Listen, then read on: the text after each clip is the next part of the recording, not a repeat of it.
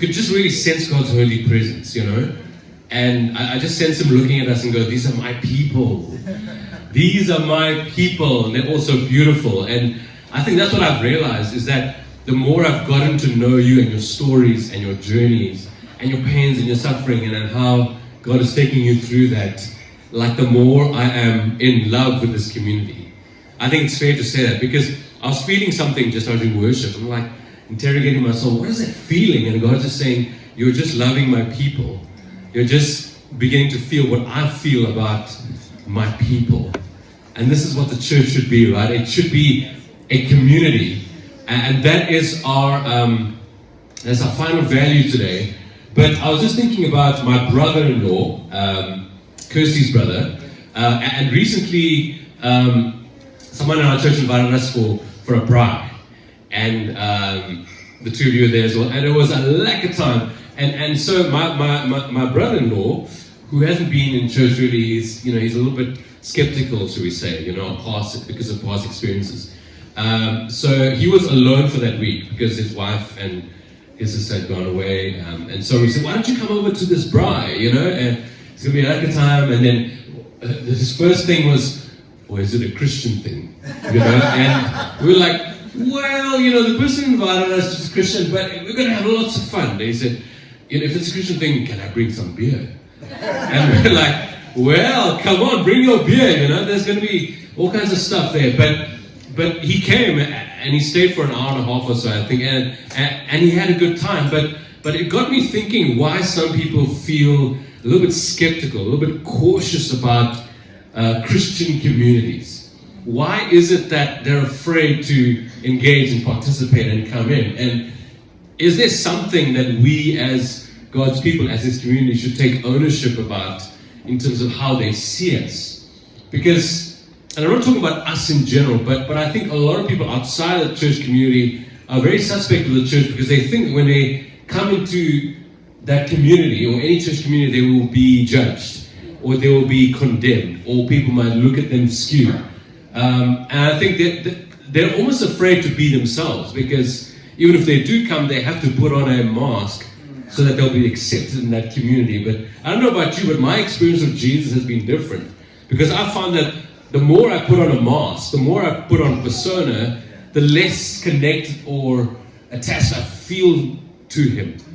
And so, got me thinking about what a community really is, And I mean, it comes from the root word commune, right? So it literally means that it's a group of people that are really communing together. In other words, there's something happening between the people that is actually good for them. And it's crazy how you look for definitions of community, and there's a lot of good ones, but I think the best one is from a guy called Simon Sinek, right? So he's, you might know him. He's a writer, podcaster, but he said, according to him, a community is a group of people who decide to grow together. And I was like, I found the best definition of community. A group of people who decide to grow together. And now when I look at all of you and I'm like, we've grown together. We've grown together. And it's so beautiful. And so if that's what a community is, then our value, we've added an adjective before the word community, and we say it's a safe community. Now that adds another dimension to what a community should be. So the question is, why should it be safe?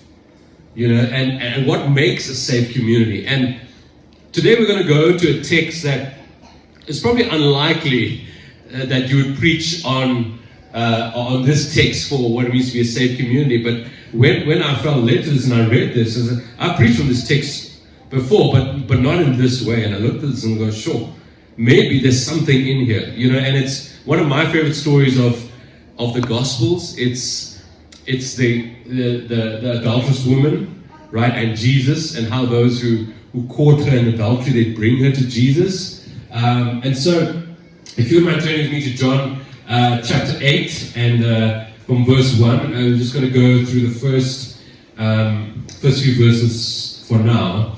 Jesus returned to the Mount of Olives, but early the next morning, he was back again at the temple, and a crowd soon gathered, and he sat down and he taught them. So this is kind of the religious gathering, right? Where the rabbi is now teaching. And as he was speaking, so like now, in the middle of the service, you can imagine, as he was speaking, the teachers of the law and the Pharisees, they brought a woman who had been caught in the act of adultery, and they put her in front of the crowd. So you can just imagine, in this kind of gathering, I'm talking, and all of a sudden religious leaders come through the door, they drag this woman, and they throw her down in the floor in the middle of this crowd. And this crowd was exponentially bigger than this crowd, right? Exponentially so, because Jesus was that popular. Then verse 4, teacher, they said to Jesus, this woman was caught in the act of adultery. The law of Moses says to stone her. What do you say?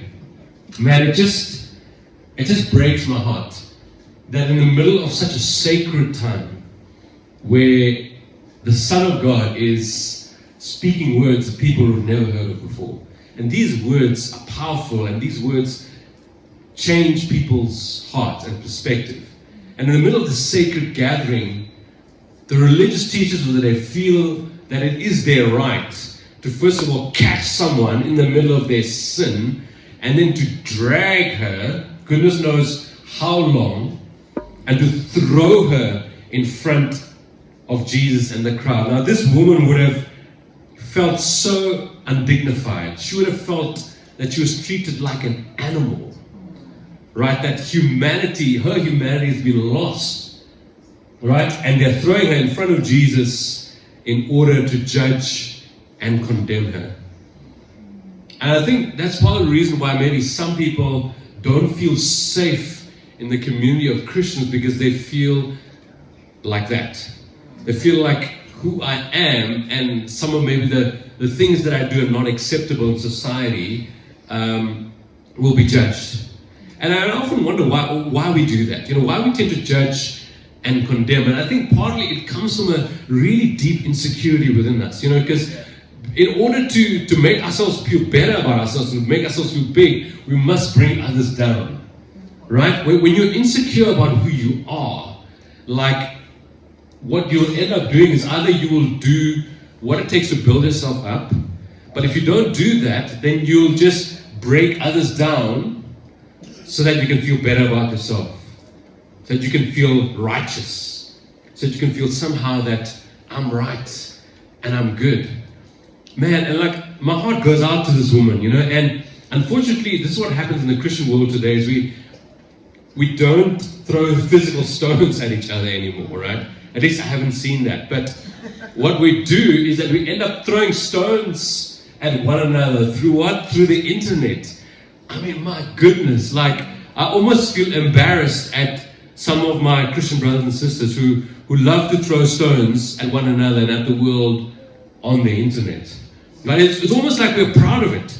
It's almost like someone will throw a stone and go, yeah, look at how well I threw that stone. And some people will think like them and go, you're such an amazing stone thrower. Wow. And then he goes, do you want to come throw stones with me? They're like, yeah, let's form a club of throwing stones. And then they'll get together and almost form entire ministries around throwing stones, just because the people do not believe the same things they do. Wow. I mean, I'm making a joke, but it's actually so sad, We've been, when I say we, I'm just saying in general, known as stone-throwing people. And maybe that's why a lot of people who are even not Christians don't feel safe to even come into this community. And what we want to say to those people is, we share a common humanity just like you. But the only difference is we've gotten to know our Creator, who's now doing such a beautiful work in our hearts, that we're becoming more human again. And that's what it means to be a safe space. And wow, I can imagine Jesus, he's almost like he's holding back his rage. But because Jesus is so good at what he does, he uses this circumstance to not just bring a little form of healing to this woman, but he also uses the same circumstance to speak into their hearts. Because even the way Jesus deals with the stone throwers is so endearing to me. Because the way I would deal is like, now I want to throw a stone back. Right? You're throwing a stone at me, I want to throw a stone back. That's what we do.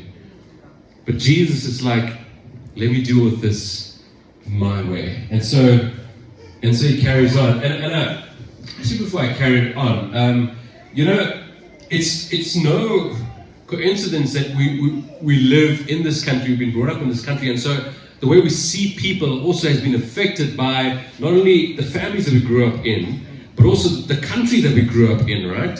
And I've said this before, like, South Africa is so traumatized and we've not yet recovered from this. You know how I know? Well, not just because of my experiences, but I was listening to Elon Musk's biography by Walter Isaacson. Walter Isaacson is an amazing biographer, right? He really does his homework. And so I'm listening to Elon Musk's biography, and Elon Musk had a very traumatic childhood in South Africa, like in the 70s and in the 80s. Very traumatic. And he was bullied to no end at school. In fact, in a lot of these schools, he said part of the experience was to divide the boys up into two groups. So you have one boys on one end, one boys on the other end, and basically they're told, okay, now charge, run at each other and beat each other up. Right? That's what toughens you up. That's what makes you a man. So he had to go through that. He had to go through the kind of bullying. He'll just be sitting in school on a staircase at the top flight of the stairs, and then he would be pushed down. He would fall, rolling down the staircase onto the floor, and then once he got down, the boys would come and they would kick him and beat him up. Right? That's already trauma.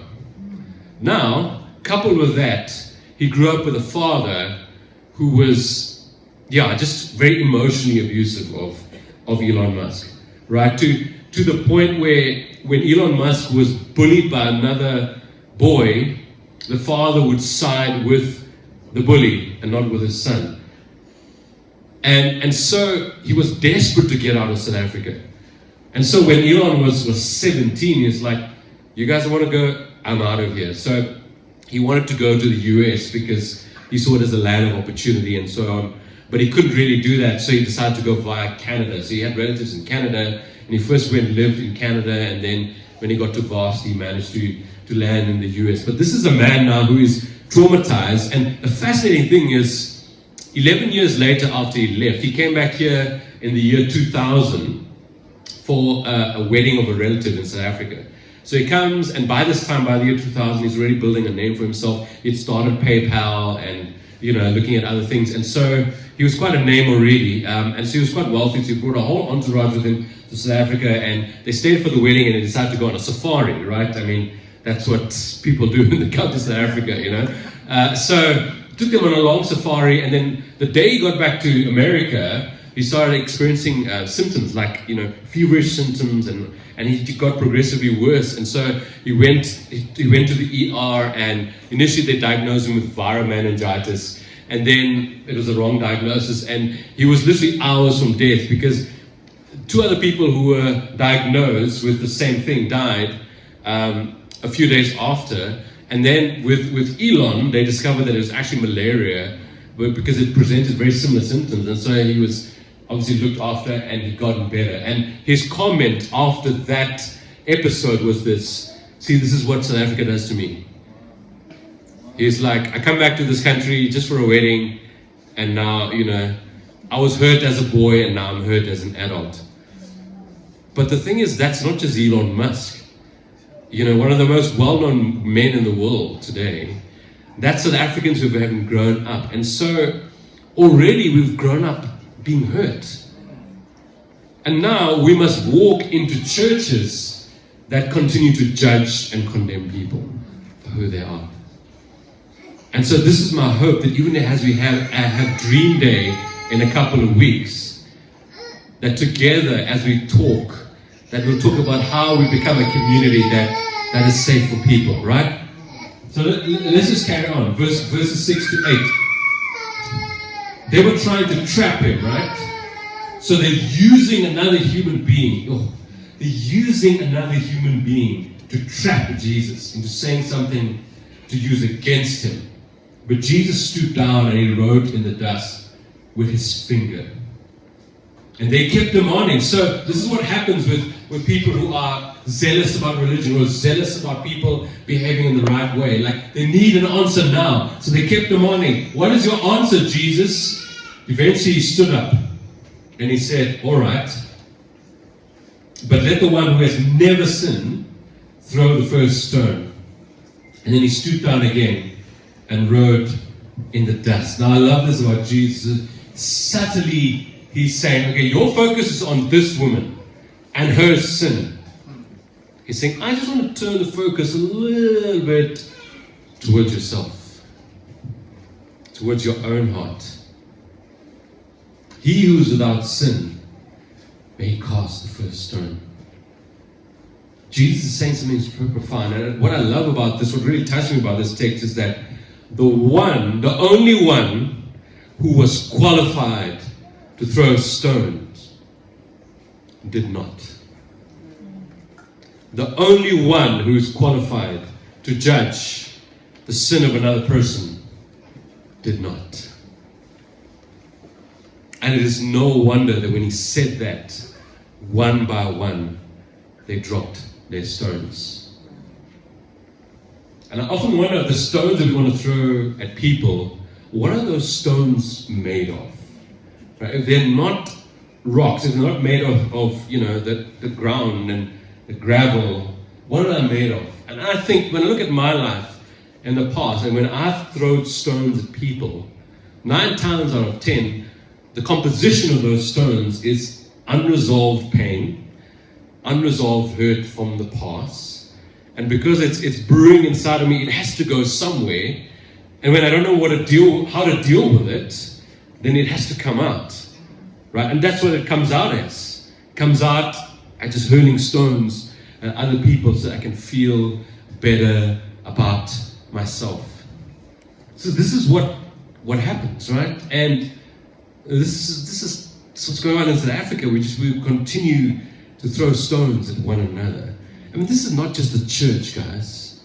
This is not just the church. This is not just a church problem. This is a human problem. You know what I mean? And it's like, often people say, well, I don't go to church anymore because I've been hurt by the church. And my response is, that's not a church problem. That's a people problem. It just happened to be in the church. Because in your workplace, I'm sure you experience similar hurts. It's a people problem. So if it's a people problem, that means the people who have now, instead of receiving that judgment and condemnation from God, have actually received love and acceptance, then maybe we're the ones to start creating a safe space for people's humanity to be transformed and not to continue to be judged and condemned. That's why, even for my own mental health, I have unsubscribed from some YouTube channels of Christians who decide that their main purpose in life is just to throw stones at other people, Christian or not. I'm like, I'm out.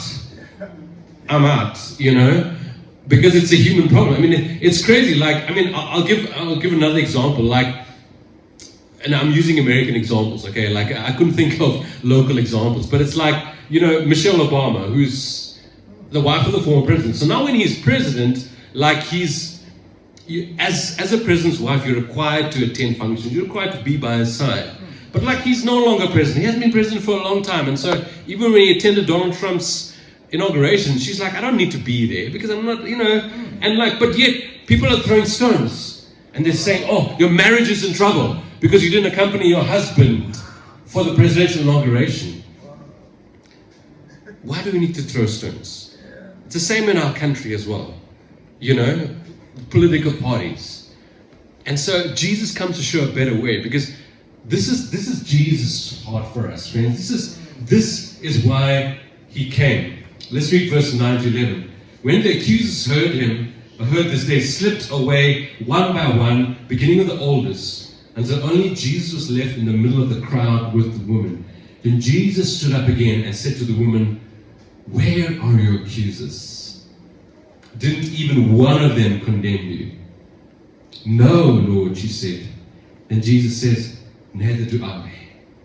Neither do I. Go and sin no more. See, I love Jesus' heart for her, because in other words, he's saying, by your actions, you continue to violate your own humanity. And I don't want that for you. And he's saying, these people, they want to violate your humanity even more. He's saying, just stop it. Because I care for you, I love you. Like, I don't want to see you continue in your behavior because you're pushing the self-destruct button. So he's saying, I'm not condemning you. I'm the one who has the right and the power to condemn you, and I would be right to do it, but I'm not. Right? So don't violate yourself anymore. And then he's saying to the accusers, just walk away, guys. Because whilst you might not be guilty of adultery, you're also guilty of other things that's also violating your humanity, right? So that's why I put this up. Jesus' heart for us is to restore our humanity. Because that's what's been lost ultimately. Because of the actions we've done, and because of the actions others have done to us, God's like, I want to restore my image in you. Because I want you to be human again. Because to be fully alive, to be fully human, is to be like Jesus. Because he was the most fully alive human being that ever existed. This is why he came, to restore our humanity. And so, in that one instance, he's trying to restore both the dignity and the value of the woman, and also the dignity and value of her accusers. Because now, hopefully, they would have walked away and just reflected on their own hearts. Because they were hostile, right? Think about it, man. They were enraged. And often, I'm cautious, when you see people that angry about others, especially on the internet, I'm like, there's some unresolved pain here that you're not, you know what I mean? Like, there's something there that is making you so hostile and angry against others. They were so impatient. Jesus is like testing their patience. He's sitting down, stooping down, writing on the sand. If you don't know what he wrote, people speculate, but that's not the point. Maybe he's just teasing them out. And they're so upset, like, we want a verdict now. And Jesus turns it around to make them look at their own hearts. I love that. And so, for me, this is what a safe community is. Right? I put down just a few things here. The first one is a safe community acknowledges the pain of others. A safe community sees a person and not just a body. Right? Because inside that body is a person. And that person has a soul, and that soul has been through a journey. And chances are they have been hurt by others. They've grown up in a family perhaps is not as good and healthy for them as it should have been. Right? See, I think the reason why we don't acknowledge the pain in others is because we don't acknowledge the pain in ourselves. Right? And so we remain aloof of our own pain, and therefore we'll be aloof of the pain of others. But when I look at our beautiful community, I see people who have acknowledged their pain, but have started to work through their pain with God and with one another. Right? So that we're moving forward together, so that we're growing together. This is what a church should be like. And so, when we have Dream Day in 2 weeks' time, because we're going to invite people outside the church, and I want us to see not just a body, I want us to see a person with a soul who God loves, who has a story, and who 9 times out of 10 is carrying some kind of pain with them into this community. So a safe community, number one, acknowledges the pain of others, because everyone has some kind of pain. And number two, a safe community accepts people just as they are. And here's the thing, right? A community is unsafe when you have to act in a certain way and behave in a certain way in order to be accepted and belong in that community. Right? And God himself had to take the trouble to put on human flesh and go, let me show you my way. My way is anyone can come. Because I don't want us to be a community that is a stumbling block for people to go to Jesus. And I feel often have been that way. I was having a conversation with the pastor early on in the year, and we're just talking about the trauma of a family that they've been through. Right? First of all, individually as husband and wife, and then trauma in their marriage, and then with the kids. And the only response the pastor could give me was, well, that's in the past. They can just leave it behind and move forward. And I'm like, I didn't say anything to him, but in my mind, I'm like, we don't want to be that kind of church. We're not asking people to leave their pain behind. We're saying to them that our God, who has begun a work of healing in our hearts, can do the same for you. So come, let's do this together. Come, we want to love on you. Come, we want to journey with you. Because we want the best for you, and the best for you is to see the image of God in you being restored. We're not going to throw you in the mud in front of the whole crowd and throw stones at you, because that's not Pulse. That's not who we are. A safe community accepts people just... Imagine if God didn't accept us just as we are. Like, just imagine that. Jesus is like, I paid for your sin by my blood, so that you can come just as you are. But now you're making other people jump through hoops in order to accept him. That's not Pulse, guys. That's not Pulse. So I'm hoping that this is our posture towards people who join our community. And the third thing about a safe community is this, and this is a tough one to swallow for many of us, is a safe community loves unconditionally. It's kind of similar to the second point, except I think the difference is when we say love, what we mean is we're willing to sacrifice our time, our effort, and our energy, and our resources so that you know that you're loved, right? That you do not have to do something for me in order for me to do something for you. Because this is how Jesus has loved us, right? Whilst we were yet what? Sinners, Christ died for us. He gave his all even before we did anything to earn his love. You know, we were praying outside just now, and as I was praying, I was just praying these words that the best feeling I've experienced is I know that there's nothing that I can do to make God love me less, and there's nothing I can do that can make him love me more.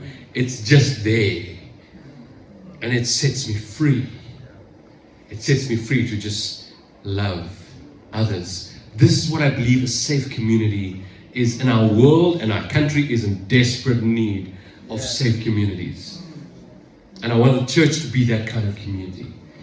Because no matter how long people last at Pulse, I want them to at least walk away knowing that they've been loved. So maybe someone else can carry on the journey of faith with them. Because I'm not in a rush, guys. I'm not. I used to be, but I feel like now, the older I get, the more I'm slowing down. Because I'm like, God has his way of doing things in his time. I'm not in a rush to kind of try and force people into the kingdom of God. This morning, whilst I was sitting on the throne, I was reading C.S. Lewis. And I say it in a nice way so that you don't go, you know. But we all do it, okay? So reading C.S. Lewis. And he was saying, and this is C.S. Lewis in the 50s, but he already was way ahead of his time. And he was saying, you know what? After everything, he says, I've come to believe that really the only job of the church is to draw people towards Jesus. Simple yet profound. And I wonder by our actions in the world and the way we conduct ourselves in the world, whether we are pushing people away further from Jesus, or we're being the aroma of Jesus. Where people go, oh, what is this Jesus about that you guys talk about? I'm drawn to Jesus because of you. I'm drawn to Jesus because of your love. I'm drawn to Jesus because of your patience. I'm drawn to Jesus because of your compassion. I'm drawn to Jesus because of your mercy. Because you choose to not throw stones at people, but you choose to see the image of God in them, and you choose to love them. You see, this is the journey of Pulse becoming a safe community, because truth be told, we weren't a safe community when we started. We weren't, because, because of me, partly, right? Because I'm we know a lot. We know about the Bible. We know about theology. We want to plant a church. We want to preach the gospel. We want to get people saved, all of that. But I think what so many of us didn't realize, myself included, was that there was a lot of pain and brokenness in us that God needed to heal. And like we were stubborn. I mean, I was stubborn the first couple of years. I was like, no, I'm fine. Can't you see? Can't you see? Like, I'm 40 years old. Can't you see I have a theology degree? Can't you see I have a wife and kids? Like, I'm good, man. What are you talking about? But like, Jesus is like, nah, man, like, I can't leave you like this. I love you enough, too much, to leave you in your pain. But as God was doing that in me, like, He started doing that in all of us. And like, I think what hurt me the most is communities of faith outside this church would say, that's not legit, because you don't match up with our standards of success. And every time I went back to Jesus, He was like, but I have favor on you because I love all of these people that I'm bringing to you, and I want to see my image in them restored, because that's what makes me smile. And that's what I came for. You know, so we've been on that journey, and I'm hoping that we're becoming a safer and safer community for any human being to walk through our doors, to enter our homes and know that they're loved just as they are. I mean, let's be honest, I want to take a poll. Like, are we becoming safer? Do you think we are? Like, if not, be honest. But are we becoming safer and safer? Do you feel like you can be who you are without being judged and condemned? Yeah? If you feel like that, put up your hand, because I want to see, right? I want to see. That's pretty much most all of us, right? And we've stumbled and fallen along the way. We've offended one another, we've hurt one another, but we're starting to come to the other side knowing that we want to love one another just as we are, because it's Jesus who's done the heavy lifting. Yeah? Safe community, people. That's what we are. And so this is the last value of our church. The previous three culminate in this, and I'm looking forward to Dream Day, because I just didn't want to invite everyone, because they can come here and know that at least their voices can be heard, they can be loved just as they are, and be the Jesus people that we know we can be. Right? Okay, let me pray for us.